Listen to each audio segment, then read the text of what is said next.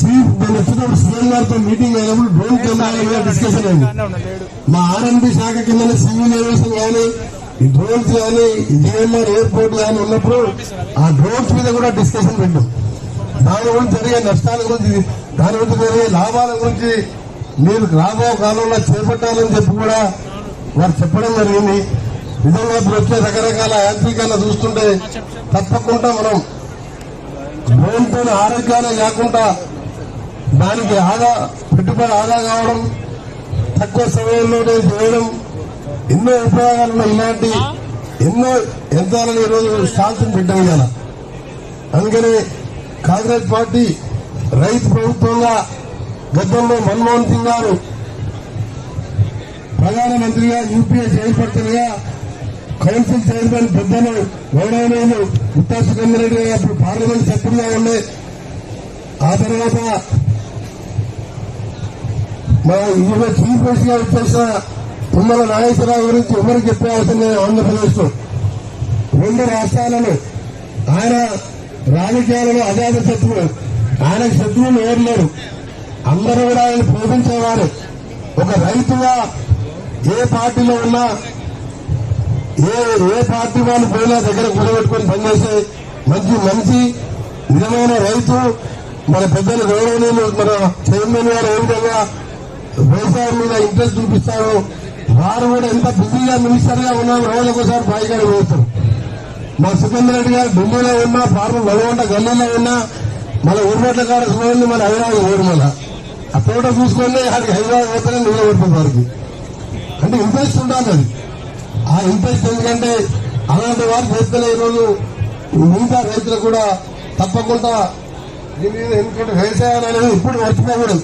అది మర్చిపోయి అందరం కూడా పట్టణాల వైపు పోతే రేపు మనకు ఆఖరికి మనం తినాలంటే తిన్నే దొరకని పరిస్థితి. ఆ రైతుకి ఎంత చేసినా తక్కువనే.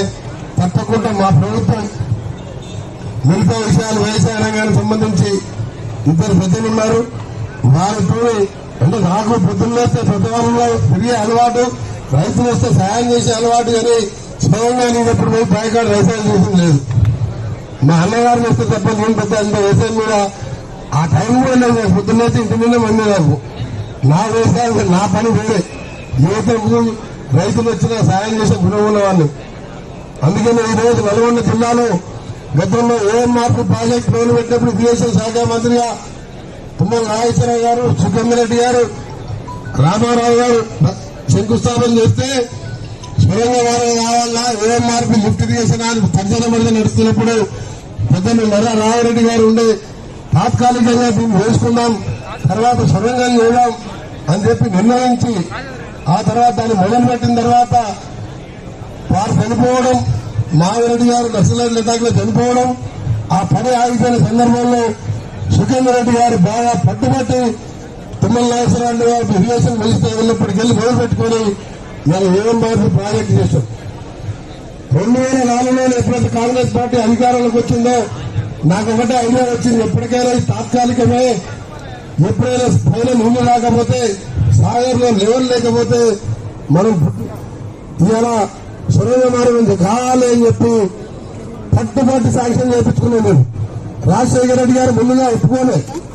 రాజశేఖర రెడ్డి గారు ఏమన్నారంటే 43 కిలోమీటర్ల సొరంగం ఎక్కడికి వెళ్తే అవుతా ఉన్నాడు. ఆయన ఎక్కడికి వెళ్తే అవుతుంది 43 కిలోమీటర్ సొరంగం అంటే నేను ఒకటే చెప్పిన, ప్రపంచంలో ఇలా లేటెస్ట్ మిషనరీ వచ్చింది. ఒకవేళ మీరు పులిసిద్ధంలో 3వ ప్రాజెక్టు 3వ పంట కోసం నీళ్లు ఇస్తున్నాం. మా దగ్గర ఫ్లోరైడ్ తోని ఇలా గ్రౌండ్ వాటర్ లేదు, 1000 ఫీట్లు ఇస్తే నీళ్లు పడుతున్నావు.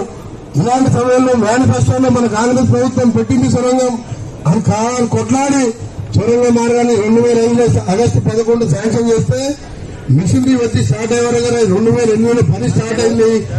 ఆ తర్వాత వివిధ కారణాలతో కిరణ్ కుమార్ రెడ్డి గారు రావడం, ఆయన తెలంగాణ పైసలు ఏ రోజున ఉన్నాడు.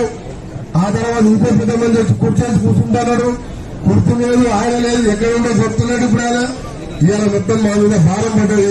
ఒక్కటే చెప్తాం, నల్గొండ జిల్లా రైతాంగానికి పెద్దలు తుమ్మల నాగేశ్వరరావు గారు, అలాగే సుఖేందర్ రెడ్డి గారు వారి సలహాలతోనే జిల్లాకు చెందిన ఇరిగేషన్ మినిస్టర్ ఉత్తమ్ కుమార్ రెడ్డి గారితో ముఖ్యమంత్రి గారు ఇప్పటికే గ్రీన్ ఛానల్ లో పెట్ట ఎన్ని వేల కోట్లైనా ఇస్తాను. దానికి ముందు ఏం పెడతామంటే మన కొత్త యువ నాయకుడు భారతదేశంలోనే రికార్డు మెజార్టీ గెలిపి రఘువీరాజు మీద ఎక్కువ సాధ్యం పెట్టాలి. రఘువీర్ మీద కాలుగా కుదపెట్టాలి ఆయన ఇప్పుడు. ఎందుకంటే భవిష్యత్ తరాల నాయకులు. ఎందుకంటే ఆ సొరంగం వస్తే శ్రీశైలం డెడ్ స్టోరేజ్ ఉందా మనకు నీళ్ళు వస్తాయి. కనీసం మంచి నీళ్లకు చెరువులు నింపుకోవడానికి పనికి వస్తాయి. అలాంటి సొరంగానికి మొన్ననే అమెరికా పోయినప్పుడు ఈ 20వ తారీఖుకి సంబంధించి ఒక బోరింగ్ ఒకటి రిపేర్ అయింది. అది 30 టన్నుల బరువు ఉన్నది. నీరు పోయింది ఏంటంటే రెడీ అవుతుంది కదా, దాని ఏమైనా కార్గోలో కాకుండా మన కార్గోలు ఎప్పుడుతాం షిప్ లో లేట్ అయితే 3 నెలలు అంటే వాళ్ళు తీసుకోమని చెప్పారు. కొన్ని ఎయిర్లైన్స్ వాళ్ళతో కూడా మాట్లాడాం. ఆ సైజు వెయిట్ పెట్టే వాళ్ళు తీసుకోవాలని చెప్తే 20వ తారీఖు షిప్పింగ్ స్టార్ట్ అవుతుంది. నవంబర్ ఎండింగ్ డిసెంబర్ మొదటి వారంలో అటుసైడ్కి వెళ్ళి కూడా మొదలైతే నెలకు 2 మూటలు 2 DBలు కలిపి 450 మీటర్లు చేస్తామని మినిమం వాళ్ళు మాటిస్తే 2 సంవత్సరాలు పూర్తయ్యే అవకాశం ఉంది. ఇంకా 5-6 నెలలు ఎక్స్ట్రా వేసుకున్న 3 సంవత్సరాల్లో సొరంగాన్ని పూర్తి చేసే బాధ్యత నేను, నాతో పాటు గౌరవ ఇరిగేషన్ మినిస్టర్ గారు, సీఎం రేవంత్ రెడ్డి గారు ఎన్ని వేల కోట్లైనా సరే అన్నా నువ్వు ఎప్పుడు అదే అంటే ఎప్పుడు మాట్లాడి అదే మాట్లాడుతూ ఉన్నాడు. దాంతో పాటు బ్రాహ్మణవెల్లిలో ప్రాజెక్టు చేయాలా. నిన్న ట్రాన్స్ఫర్ గా ఒక మోటార్ స్టార్ట్ చేసాం, రేపు ఒక మోటార్ స్టార్ట్ చేస్తున్నాం. ఆ తర్వాత ఏఎంఆర్పీ 30 వేల కింద వేపించిన కాలువ 700 కోట్లతో మొత్తం డిస్ట్రిబ్యూటరీస్ మెయిన్ కెనాల్ లైనింగ్ చెప్పియడం. ఎందుకంటే మన సాగర్ కింద 4-5 ఎకరాల నీళ్లు వాడినా ఈ ఏఎంఆర్పీ సొరంగం పూర్తయితే ఇంకో 3-3.5 లక్షలు వస్తే కనీసం మన జిల్లా మన ధర్మారెడ్డి కాలువ, పిల్లాయిపల్లి కాలువ, గొల్లమల్ల రిజర్వాయర్ కూడా త్వరలో వచ్చే నెలలో టెండర్లు పెట్టిస్తున్నాం. దాంతోపాటు గొల్లమల్లతో పాటు బస్ స్టాప్ కూడా పూర్తి చేసి మన జిల్లా 12 కాన్ఫరెన్స్లో అందరికీ ప్రతి ఎకరానికి నీళ్లు అందించే బాధ్యతగా పట్టుదలతో పనిచేస్తున్నాం. ఇవాళ పదవుల కోసం రాజకీయాలకు రాలేదు, రైతుల కోసం. రైతు బాగుపడితే రైతు కూలీలు బాగుంటారనే, ఆ గ్రామాలు బాగుంటాయని చెప్పి ఆ ఉద్దేశంతో పనిచేస్తున్న సందర్భంలో ఈరోజు ఒక ఎక్స్పర్ట్ గా అగ్రికల్చర్ వారి ప్రాజెక్టుల మీద అవగాహన ఉండి మంచి పేరున్న నిజాయితీ పరుడుగా ఉన్న మన తుమ్మల నాగేశ్వరరావు గారు కూడా మా నల్గొండ జిల్లాకు తన థ్యాంక్ యూ రమేష్ అందరినీ నమస్తే పెట్టి ఒకసారి మార్కెట్ చైర్మన్, రాష్ట్రంలో మొట్టమొదటి మార్కెట్ చైర్మన్ ఎలక్షన్ కూడా క్యాబినెట్ మీటింగ్ కలిసినప్పుడు నాకు చెప్పిండు, మీ మార్కెట్ చైర్మన్ రాష్ట్రంలో ఫస్ట్ చైర్మన్ నా సీట్ గారికి వచ్చి ఆర్డర్ ఇచ్చిపోయింది మార్కెట్ చైర్మన్. చాలా ధన్యవాదాలైనా మా నల్గొండ మార్కెట్ చైర్మన్ మొదటి ఆర్డర్ ఇచ్చినందుకు. తప్పకుండా రాఘవ గారికి నా పూర్తి సహకారం ఉంటుంది. త్వరలో నేను కలెక్టర్ గారు మా ఎమ్మెల్యేలు అందరం మీటింగ్ పెట్టుకుంటాం, మా ఎంపీలను పిలుస్తాం. ఈ డ్రోన్ కెమెరాల మీద ఏ విధంగా చేయాలి, ఏ విధంగా ఫండ్ కావాలి. ఫండ్ కావాలంటే అన్న ఉన్నాడు కదా, 27 రోజులలో 31,000 కోట్ల రుణమాఫీ చేసే విధంగా ముఖ్యమంత్రి గారితో భట్టి గారితో లెక్కలేసుకొని నిన్నటికి నిన్న 18,000 కోట్లు చేయడం జరిగింది. ఆశామాసి కాదు, వచ్చి 8 నెలలు ప్రభుత్వం అయింది. అలా 3 నెలలు ఎలక్షన్లకే పోయింది. 5 నెలల్లో 15వ తారీఖు ఇచ్చే జీతాలను 1వ తారీఖు తీసుకొచ్చినాం.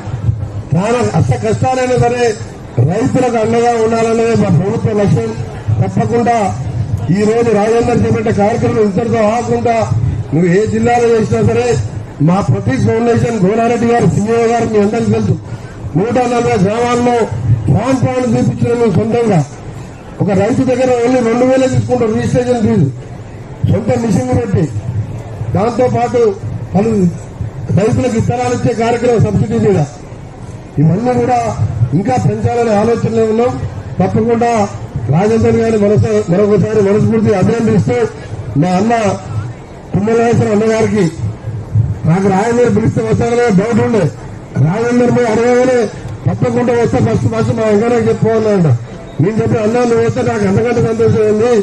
మా నల్గొండ జిల్లా అంటే ఇవాళ నాగార్జున సార్ ఏం మార్పు, ఇవాళ బత్తాయి తోటలున్నా ఉన్నా వ్యవసాయ రంగంలో మంచి రైతులు ఉన్నారు. మాకు మీలాంటి వారు వచ్చి 4 మాటలు చెప్పాలని చెప్పి ఆహ్వానించడం, వాడు రావడం, అలాగే మా కౌన్సిల్ చైర్మన్ గారు పెద్దలు వారు ముఖ్య అతిథిగా రావడం చాలా సంతోషం. మా తమ్ముడు వీరేశం గారు, డిఎల్ఆర్ గారు, డీసీసీబీ చైర్మన్ గారు, డీసీఎంఎస్ చైర్మన్ గారు, మున్సిపల్ చైర్మన్ గారు, మోహన్ రెడ్డి గారు, జితేందర్ రెడ్డి గారు, ఇంకా చాలా మంది రైతు సోదరులందరికీ నమస్కారం తెలియజేసుకుంటూ మనకు ఒక రైతు బిడ్డ కలెక్టర్ గా నారాయణ రెడ్డి గారు ఉన్నారు. మీ రైతులకు ఎప్పుడు ఏ ఇబ్బంది ఉన్నా వారికి చెప్పండి, వారు నాకు చెప్తారు. మేమందరం కూర్చొని కూడా రైతుల అభ్యున్నతి కోసం పనిచేస్తామని తెలియజేసుకుంటూ ముగిస్తున్నాను.